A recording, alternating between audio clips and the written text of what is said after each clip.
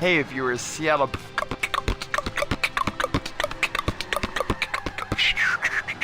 Beats here with another video. Today it's going to be coverage on Gamescom. Now Gamescom hasn't totally started yet, but the Xbox event has already happened. I'm going to tell you my thoughts on it and why I think Gamescom is getting to be almost as big as E3. While I'm talking, I'm going to let you watch me drift these cars that were announced at Gamescom. Pretty cool, right?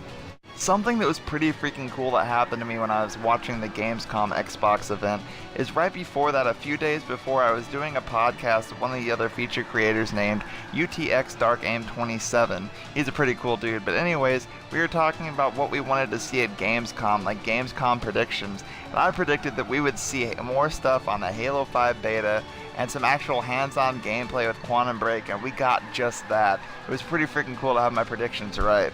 The true reason why I think so many people are actually caring about Gamescom now is because unlike E3, it's not mostly reporters. Anybody can buy a ticket and go in there. So there's going to be hundreds and thousands of actual gamers there that care about the games that they're seeing. So seeing how that many people that actually play their games, this is really going to help a lot of developers get their names out there, that's for sure. I guess one good thing you can say about reporters is at least with Upload, those people there, Ampam Man, Eric's, Mensabots, I've known them for a while, they're gamers too, so at least they care. And you know, there's going to be gamers out there that are reporters too.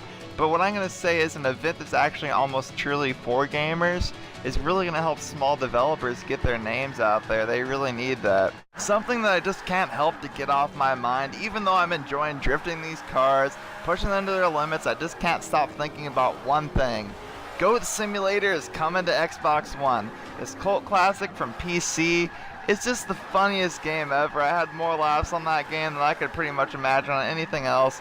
These new exclusives for Xbox, the cult classics porting over, we're gonna have a huge library soon. The full retail game that I'm probably looking to most this fall would have to be Forza Horizon 2. When you look at this game, they brought in so many features that you felt were lacking in Forza Motorsport 5.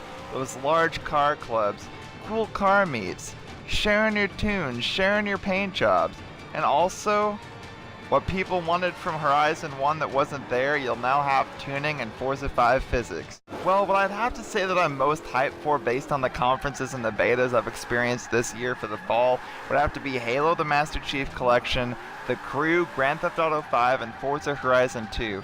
The Crew stood out to me in the betas, but the rest of these games stood out to me in the conferences. Keep up these conferences, because these conferences sell games and get people hyped. I'm excited, man. And guys, also remember, 2015 isn't that far away. Other big games coming like Quantum Break, Evolve, Witcher 3, Star Wars Battlefront, Halo 5 Guardians, and then with all the games that are going to be coming to us from ID at Xbox, we're going to have one of the largest game libraries out there. And soon I'm also going to cover Nintendo's and Sony's coverage on Gamescom as well.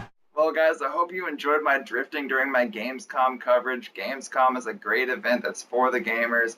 And in turn, it's going to help the developers because so much hands-on from true gamers is going to help those developers get more money, and the more money they have is the more money they can put into the games and make them better. Gamescom is great all around, and thanks to Phil Spencer for keeping Xbox game-oriented. You've changed a lot for the better, buddy. Shout out to you. But anyways, if you guys like my coverage, follow me on Twitter at SeattleBeatsX1 and subscribe to my YouTube at youtube.com/SeattleBeatsX1.